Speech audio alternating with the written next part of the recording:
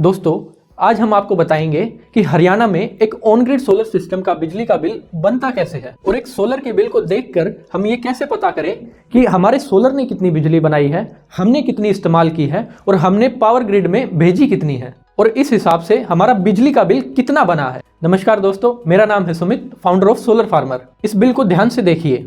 ये solar bill है उत्तर हरियाणा बिजली वितरण निगम का। ये एक 5 kilowatt on grid solar system का बिल है। जैसे आप इस बिल में देख पा रहे हैं, इसमें एक टेबल बना है मीटर और रीडिंग डिटेल्स का।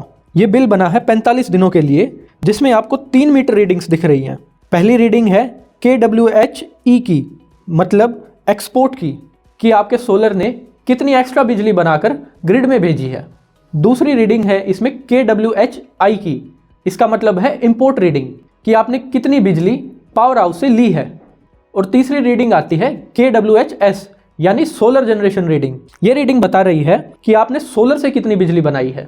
इस टेबल में न्यू और ओल्ड रीडिंग को देखिए।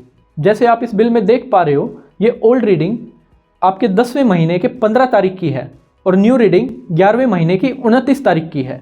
इस हिसाब से इन 45 दिनों में आपने जो बिजली सोलर से बनाकर पावर ग्रिड में दी है वो है 557 यूनिट्स। वहीं आपने पावर हाउस से इन 45 दिनों में 150 यूनिट ली है और आपके सोलर सिस्टम ने 752 यूनिट की बिजली बनाई है इन 45 दिनों में।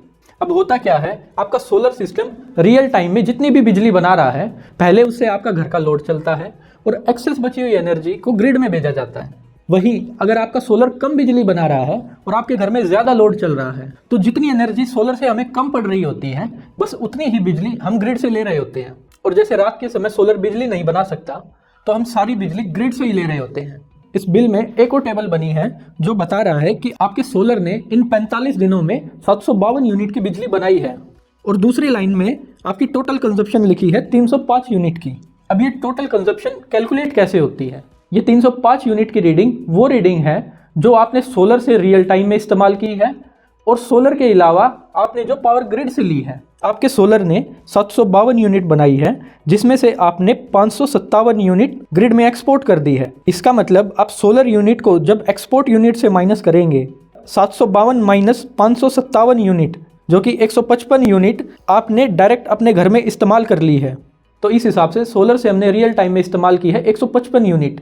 और इसमें अगर हम पावर ग्रिड से ली हुई 150 यूनिट को जोड़ देते हैं तो आती है 305 यूनिट, जो कि हमारी टोटल कंजप्शन दिखा रही है। तो आपके सोलर ने 45 दिनों में 752 यूनिट की बिजली बनाई है और इन 45 दिनों में आपने टोटल 305 यूनिट की बिजली इस्तेमाल की है, जिसमें 155 यूनिट आपने सोलर से इस्तेमाल की और 150 यूनिट आपने पावर हाउस से ली।